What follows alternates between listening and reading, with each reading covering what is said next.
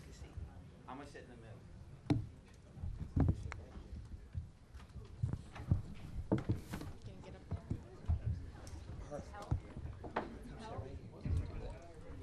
Show 'em how big it is. She got her own victory lane hat. Can you show her? That's Miss Jennifer.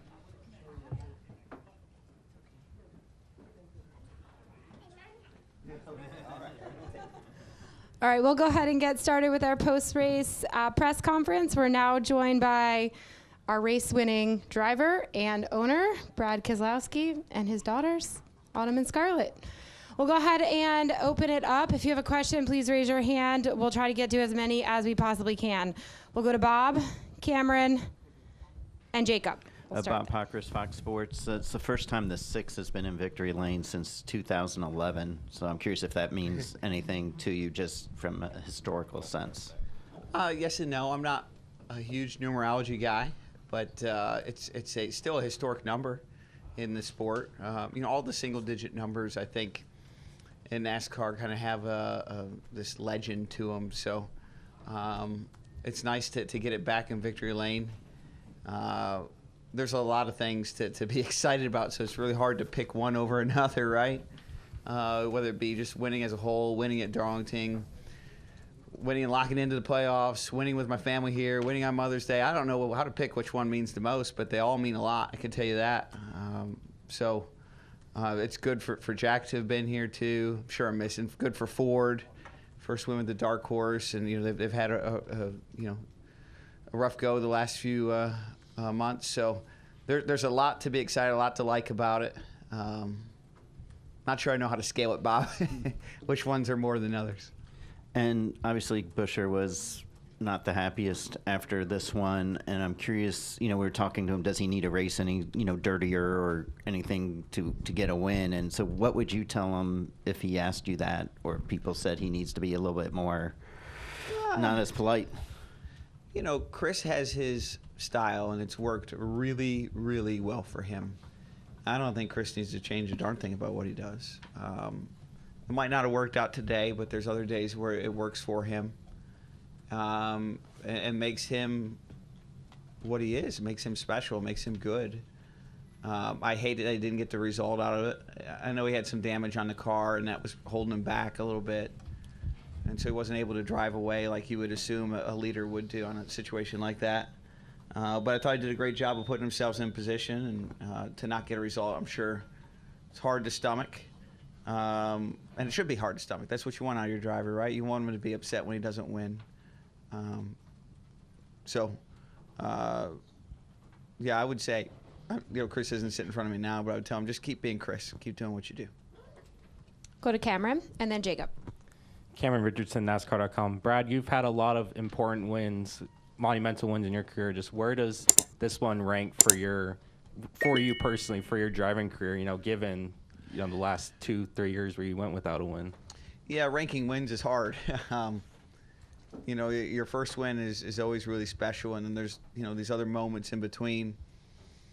Winning here in 18 and sweeping the weekend was awesome. That's one of the best weekends of my life. I remember coming home from that and thinking, this is as good as it gets, right?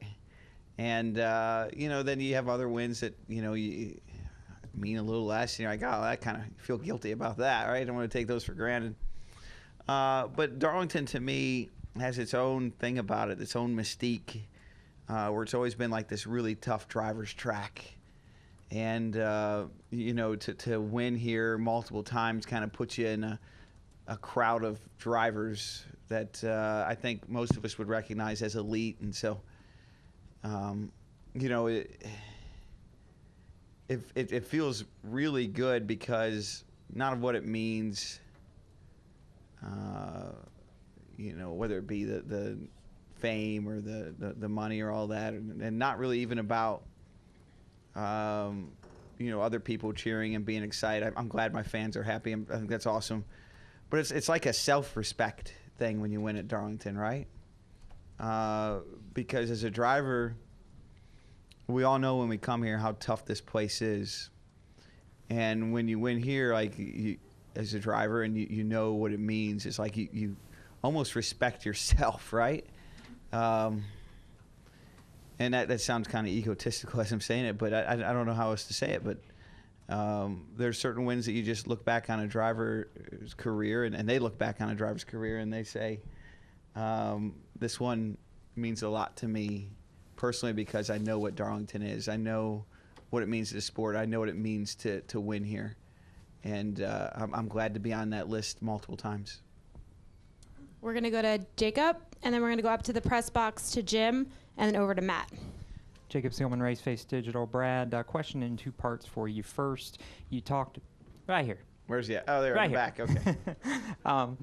You talked about this one meaning a lot in a lot of different ways. You came to RFK from Penske when you said it at the beginning, wanting to make the organization better. We've seen a lot of that over the last 3 years, but not just as a driver, but from the ownership standpoint and what you've poured into the organization. How rewarding is finally being able to sit in victory lane in your own right? Yeah, I mean, I think no matter what you do in life, you want to leave a mark, and some in other ways than others. You know, I'm really proud of the career I've had at Penske, and I always will be. It was a really special place to work with some special people. And this is just another chapter, right? It doesn't replace that chapter. But it's another chapter where, you know, I can look in the mirror and say that, you know, I'm leaving some kind of mark on the sport, maybe even some of the people. You know, I take as much pride in anything as helping the people and being on teams and seeing the 19, 20-year-old kid that comes in as an intern and watching them learn something, or seeing the 23-year-old that just graduated college and didn't make the NFL draft but comes in as a pit crew member and is now going over the wall and has a good job and does a great job. Like, I take as much about that as I do any of my own success, because it feels so good to, you know, leave a positive mark on others that way. And so it's just another chapter for me. I don't know what the next chapter will be. I'm not done with this one. I hope I got a lot more pages to write. Took a little longer than I would like to have got an official win, although I did win the duel there right out of the gate, but I guess that doesn't count, does it? But you know, we were so close for so long. This is our class clown, by the way. This is my child. I don't know if you guys picked that one up. Where was I going with that? But you know, so to speak, I'm just thrilled that I'm able to put some meaningful pages in this chapter, and I hope that there's a lot more to come. I'm glad that we're getting a little levity from the girls, because that was where I was going with the second part of this. I had a picture in Victory Lane where it's you, Paige, and the 3 kids, and those are the moments you can't trade. How special is it to have one where these 2 certainly are going to remember it as much as you are, yeah. But to have all 3 of them be a part of this? Yeah, one of my probably favorite childhood memories is being in Victory Lane with my dad, and I think I was 10 or 11 years old, just a year or two older than Scarlett here. And I'll never forget that day. I'll never forget the butterflies in my stomach as my dad was leading with just a few laps to go. And, you know, I want that same memory for them, right? This is one of those core memories that I have. And I'm just glad to see it come together for them. Yeah. Yeah. Autumn, were you nervous at the end? No. Yep, she's own cloth here. All right, we'll go up to the press box to Jim, if you still have a question, and then down here to Matt. JimMutterMotorsport.com. Congratulations, Brad. Thank you. Just following up kind of like on the organization, you talked specifically about how big wins at Darlington are. I guess the last one for the Roush organization was with Greg Biffle in 2006. I just wondered, what does it mean in the time that you have been a part of RFK to see see the transformation from where it was to a point where you get a win like today, and also have two cars that are obviously capable of winning races every week and perhaps competing for a championship again? Yeah, I mean, it's a heck of a ride, Jim. So much has changed over the last 3 years from when I walked in the door, and I see just a group that keeps getting stronger. It's tough because I feel like there's been a lot of 2 step forwards, 1 steps back, and you keep doing those and you keep doing those, and everybody kind of looks at it like, oh, we just took these 2 steps forward, why would we take another step back? And it leads to the next gain. We took a pretty big step back over the off season. It was with a lot of intentionality in a couple critical categories. We paid for that dearly to start the year and kind of lost some performance. But it was in the name of being able to do this right here, win races honest and be competitive. And the 2 steps forward are just now being realized. Never comes as quick as you want it to. It's a tedious, painful process that takes a deep grind at all levels, whether that's the driver level, the organizational level, the pit crew level. But that grind is worth it when you have moments like this, and I surely appreciate it. We'll go to Matt, and then down here to our left. Matt Weaver, Sports Not. I don't want to interrupt. No, you're fine. Where are you? Over here. So why was Matt McCall, going back 3 years plus into this, why was Matt the guy? And when you talk about leaving a positive impact on other people too, how much are you proud and happy for him as much as you are selfishly you? Yeah, well, I mean, I hope he would say the same thing, that I've pushed him forward and he's pushed me forward. There are a lot of things I like about Matt. Matt's a grinder. Matt came in and wasn't afraid of the challenge. He and I both knew, and we sat down, before we made the decision together to pair up. And I told him, hey, look, I'm just going to be honest with you. This is going to suck. This is not going to be fun. There's going to be a lot of moments of pain here with expectations that are probably unrealistic. And I think Matt appreciated that honesty. And I appreciated the fact that he didn't run from it. He wasn't like, what do you mean? But he could see it himself. And so I think there's a mutual respect there. And my follow-up kind of addresses that same point, because I asked him this too, but you were up front with him and said it was going to suck. But I could say, looking at it from like our standpoint, that there were points over the last 3 years where things were not going right. There were penalties or just performance woes that have broken other teams and pairings apart. What were the factors, the honesty or trust, things like that, that prevented you guys from allowing you guys to stick it out and see it through? Yeah, I think we have open and honest conversations with each other, where we, are able to kind of have the normal conflict resolved that a team would have, and then probably some on top of that. I'd never looked at Matt and said, hey, you can't do this. I've never felt that way. We both, I'm sure, have had moments where we're like, oh, this is not going right, and kind of the moments of doubt. But there's been some wins that got away from us. We're like, I made a mistake, or maybe we left something on the table with the car, and those sting. But that's part of it. I appreciate the fact that he likes that I'm willing to take risks, calculated risks, and doesn't blow up over it, and vice versa. I like the fact that he's willing to do that, and when they don't work, it's really easy to kind of just point a lot of fingers and divide and conquer, and I think he's done a great job of doing the opposite of that, and I'd like to think I have too when it comes to our relationship. So I made a commitment to him when he came over, that he was the guy and that we're going to work through those issues as they come.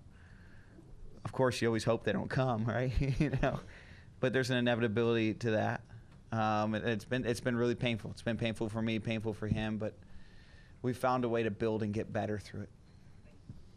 All right, we're going to try to get to as many questions as we can. We're not going to be able to get to everyone's hands up. So you guys could try to keep it to one question so we can get to as many as possible. It'd be much appreciated. Sorry, am I talking too slow? No, you talk as much as you want to, Brad. You're great.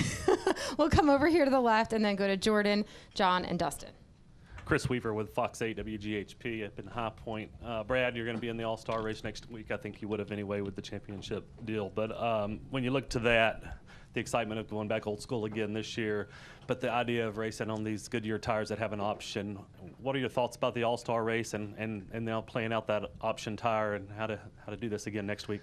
Yeah, I mean, it's 1 week at a time kind of sport, I'll tell you that. I'm probably not going to think about the All-Star race for another day or two, to be quite honest. I'm going to try to enjoy this, and I know the work that comes with it before and after. And, but it should be good. I mean, I like the concept. I love the fact Goodyear's willing to take chances, and they've done a great job. I'm going to come down here to Jordan. Jordan Bianchi, The Athletic. Chris has got 4 wins since you've taken over. Obviously, we know you haven't. What has it been like to digest that, though, seeing the success they've had? They found something. They've been in victory lane. They're having those moments that you haven't. Yeah. How do you process that as you go through this? Well, I'm happy for him. He's my teammate, and, he's some regarded employee, right? Yeah, there's the natural, comparison. Everybody likes to do the comparisons. And I get it, right? It's some of those comparisons are fair and some of them aren't. I think that Chris has done an excellent job at putting himself in position to win races and catching the good breaks that go with it. I thought last year when he won Michigan, that was a perfect example of just that. He put himself in a great spot, just dug hard, didn't have the fastest car, and won the race. Like, that's amazing. He's been able to make things happen. He's in a good spot personally and professionally, good age, good experience level. He's surrounded by some really good people. He's significantly underrated. I don't know why nobody else tried to steal him from us. When we re-signed him last year, I thought for sure somebody else was going to make a run at him, and to my knowledge, they never did. I don't know why nobody else sees in him what I see in him, which is a guy that's a winner that you put in the right situation can be a multiple-time, not just race winner, but even champion with the right equipment. And he doesn't get that credit and respect. I don't know why. Maybe it's because he's so humble, but I've been happy to see him be successful. And I've never really spent a lot of time kind of looking in the mirror comparing our success. I just want to confirm. I've heard this, but I want to confirm. You mentioned it. You have re-signed Chris to a multi-year contract extension. Yeah, we did that sometime last year. December. Yeah, it wasn't December. It was in the summer. Go to John, then Dustin. John Newby, NBC Sports. So over the past, month or so, you've been very realistic about inching forward, moving forward. You guys are getting closer with, the dark horse. Now you got the win. So realistically, what's that next step? Multiple wins. I'm just ecstatic about the Coke 600. We've worked so hard to have fast cars, and hope that carries over to that race. The Coke 600 is a special race as well. I thought we were really good at Dover, and I screwed the race up. I thought we were really good at Kansas, and we kept catching bad breaks. And now we're finally, today, we didn't catch any bad breaks, and we ran competitively the whole time. And I'm just curious to see how the Coke 600 is going to be. It's nice being able to go into those races and not have to worry about points. Just being able to do what you need to do to go for a win. Thank you. No problem. Dustin Long, NBC Sports. Brad, greatness is not achieved without risk. I think a lot of us in this room kind of have our idea of what risk you took when you went to RFK, but what risk did you feel like you were taking that maybe we didn't see? I don't know. Depending on which press headline I read, I heard from some fans, I can't believe you're throwing your career away. And then you're kind of like, well, maybe they're right. But then on the flip side, I was looking at the sport and just thinking to myself that, if I dig deep here, I can get this thing where it needs to be. And there's been a lot of deep digging moments. And that's been part of the journey. They're not all fun. In fact, a lot of them aren't fun. But it's part of the journey. And, I sleep well at night with that decision. I was okay if it failed. I had a lot of people that poked at me when Cindric won the 500. I had a lot of people poking at me. Oh, that could have been you if we were in that car. And same thing when Joey and Blaney won the championship last year and the year before. And you know what? They're right. But I'm not upset about that. I'm happy for those guys. Like I said, I still have meaningful relationships with Joey and with Blaney, and I'm happy to see them be successful. But I'm in a different place, right? And I've learned so much over the last 3 years about people and culture and organizations and the technical aspects of what it takes to, build a race team that can win. And, that's the action I crave, always craved, is being a part of that journey. And, I have that. And that makes winning so much more special and more impactful to me personally. Is there any way to define or explain just what these 3 years have been like? I don't think any of us can relate. No, it's not relatable. I don't have an analogy for you. It's just taking big risks and, hoping they pay off. Still got more to do. And,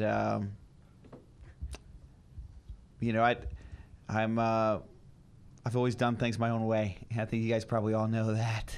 I'm going to keep doing it my own way. And, sometimes it works, sometimes it don't. But at the end of the day, I can look in the mirror and feel good about it. And I feel good about today. Didn't happen as fast as I wanted it to happen. But the journey's been really special. We're going to go to Jerry, then to Pete.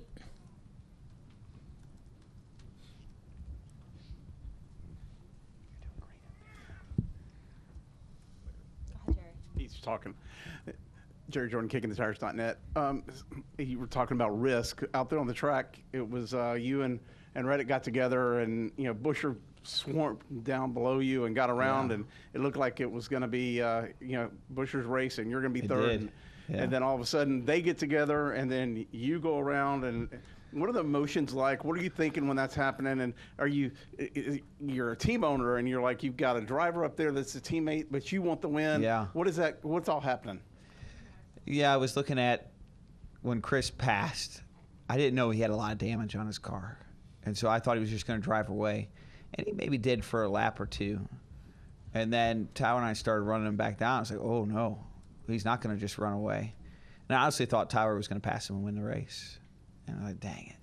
He came off of Chris came off of turn 1 and 2. He was really sideways, and Tyler got half a car length behind him. And I think we could all see what was going to happen.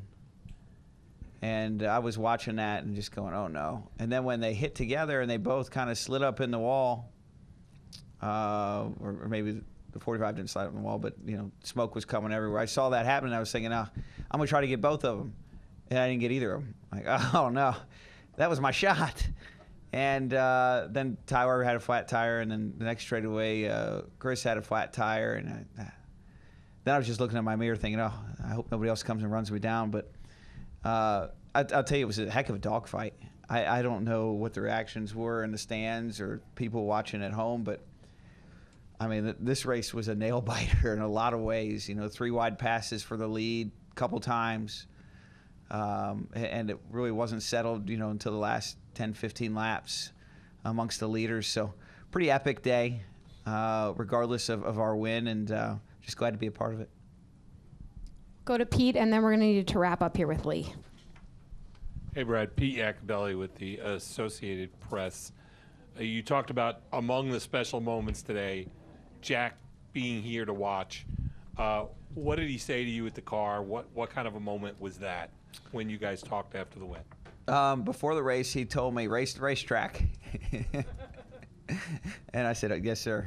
And we did that until the end. At the end, it's like, hey, we got to go. And then at the car, he was just saying that, he hadn't been in victory lane here in a long, long time. I think it had been 14 or 15 years, and we were talking about when the last time he was in victory lane here, and he said, I don't even remember. What has it been, Bob? Has it been 14, 15? When did they win here last? Jack, when did?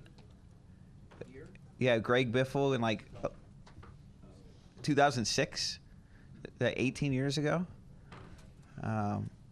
So I think that was pretty special for him. Go to Lee. Thank you. Lee Spencer, Series 6 of NASCAR Radio and CatchFence.com.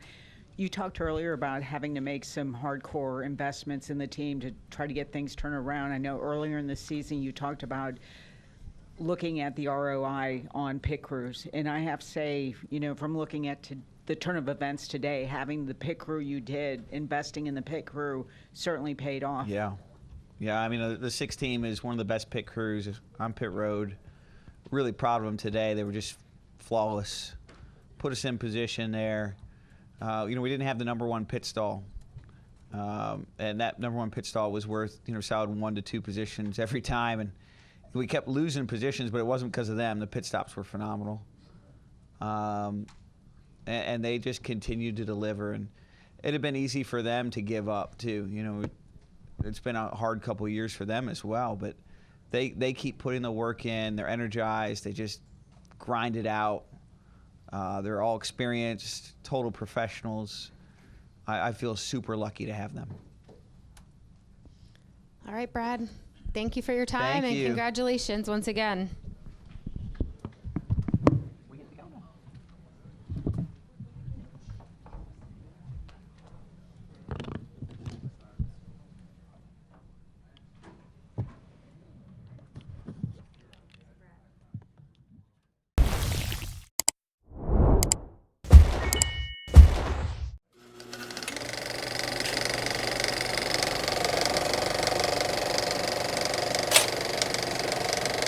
All right, there's the checkered flag. Great job, driver.